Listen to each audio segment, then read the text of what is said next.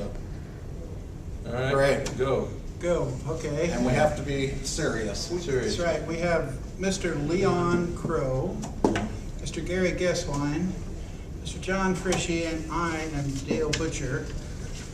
We're here to tell you about Purdue BS in agricultural education. Have you ever experienced any BS in agricultural education? In the 40 years that I taught, there was a lot of uses for my BS in teaching.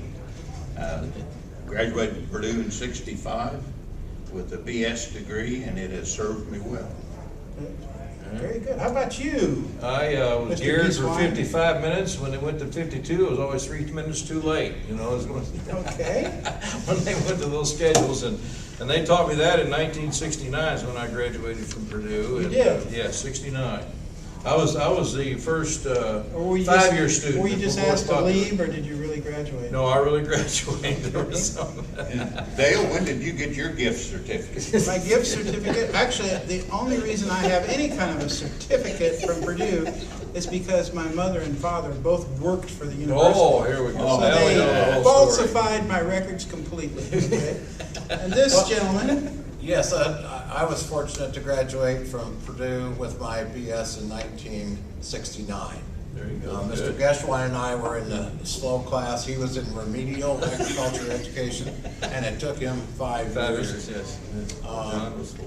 Somewhat set back by our experience, but my degree served me well, and like the rest of you, I did get to teach in a block schedule, so I had 2 hours of class to use my BS degree. very good, very good. And it says here, you taught under someone. Who did you teach under? I taught under one of the greatest men I know, Mr. Dale Butcher.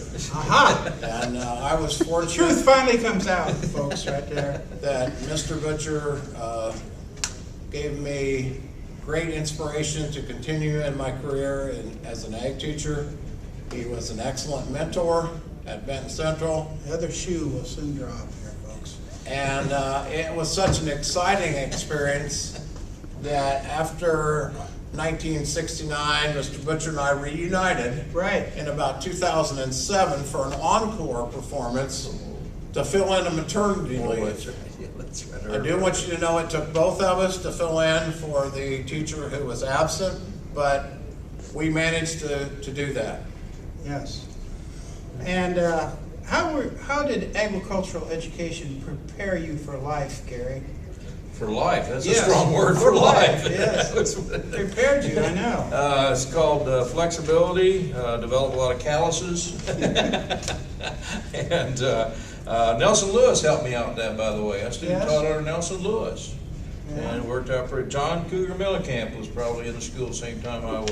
So I Okay. went down there at Seymour on that one, but basically for life. Gosh, that's a strong. Mr. Crowe, a final question for the panel is, greatest innovations that you were responsible for in agricultural education, what might that be?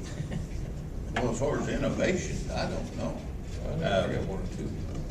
Do you have any? No, I don't have any. You got one or two I can name. Name. A name of them, what they call the door prize gifts at the Right. conference. Well, I thought that was a big innovation. I had the opportunity, like Dale here, of serving 2 terms as president of our state association, but probably I was best known for being in charge of the door prizes. We had some very thoughtful gifts over the years, some very underappreciative winners. And there were some inspirational times. Yeah, but we had a good time. Ag education, I started out in a small school. And my ag teacher, Leonard Vaught, is the one that got me in this business. And then I did my student teaching under Ross Brown, who was another icon in our legends. But in teaching in ag, the biggest influence probably came from gentlemen like this, our professional organization. We made friends from all over the U.S. and we learned a lot from those people, it's just been one large family, as you can see. We have a good time, but I kid you not, these three gentlemen right here can out-teach anyone if you want to see someone teach.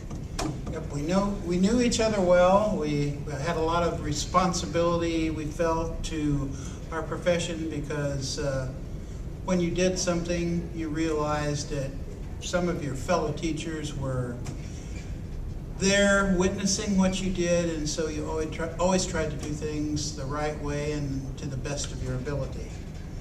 And like John here, I learned that fishing could be as important as ag teaching. John always placed fishing above ag teaching. As a matter of fact, he probably owned more boats than he did vehicles, right? It's possible. Cars.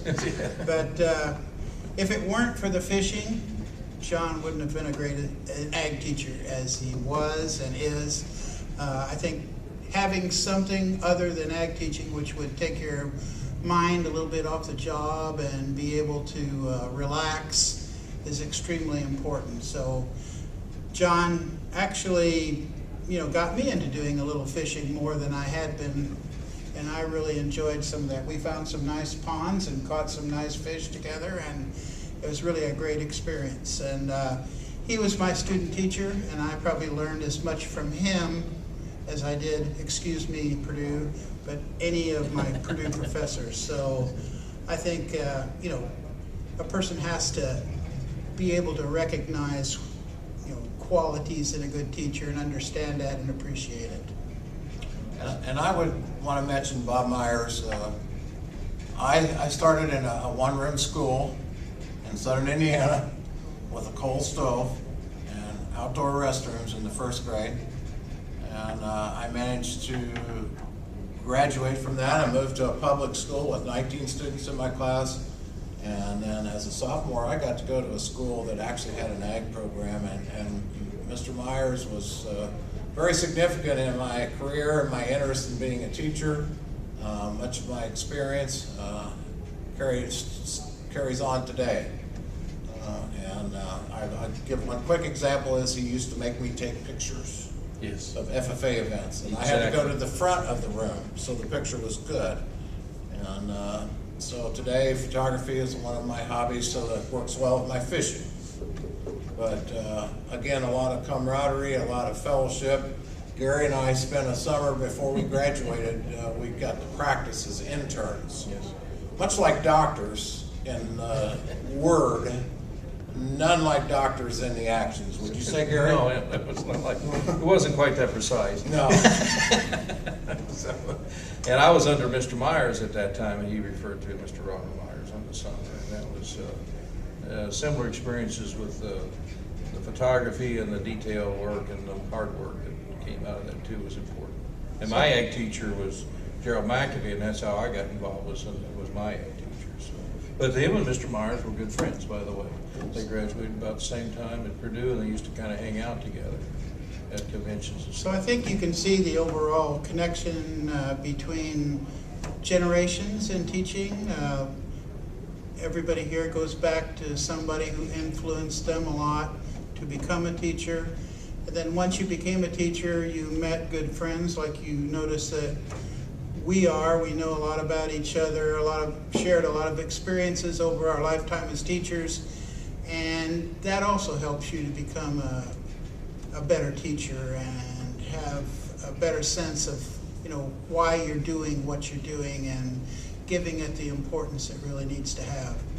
So we'd like to thank you for allowing us to tell you all about why we became teachers.